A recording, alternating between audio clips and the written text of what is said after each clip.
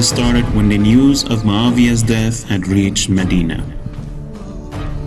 People had become happy. Unfortunately, that happiness was not there to last. Shortly after, the news of Yazid's successorship reached the town. Muawiyah had appointed his son Yazid as his successor and the next caliph of the Muslims by collecting allegiance on his behalf by force and tricks. Yazid was known as an impious, sinful, and corrupt man. He was the first caliph to drink openly and in public. Injustice, bloodshed, and corruptions was rampant and oppressive during his reign of power, even in Mecca and Medina.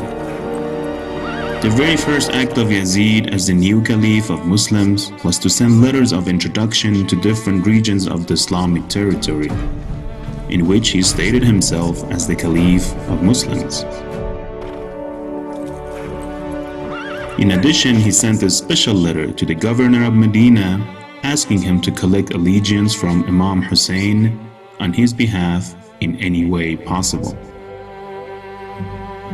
He had commanded in that letter that, if he refused to pay his allegiance to me, cut off his head and send it to me as your response to this letter.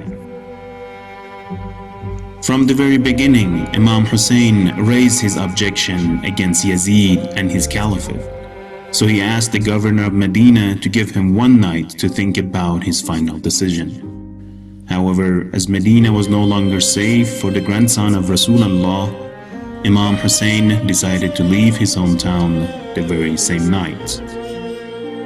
As he prepared to leave the town, he wrote and sealed his last will and handed to his brother Muhammad ibn Hanafiya.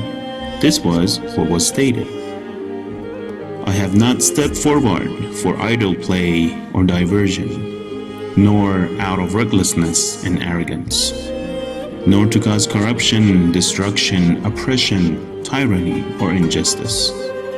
Rather, I have come forth to rectify and restore the religious community, the Ummah of my grandfather, Muhammad, Allah's peace and blessings be upon him and his progeny.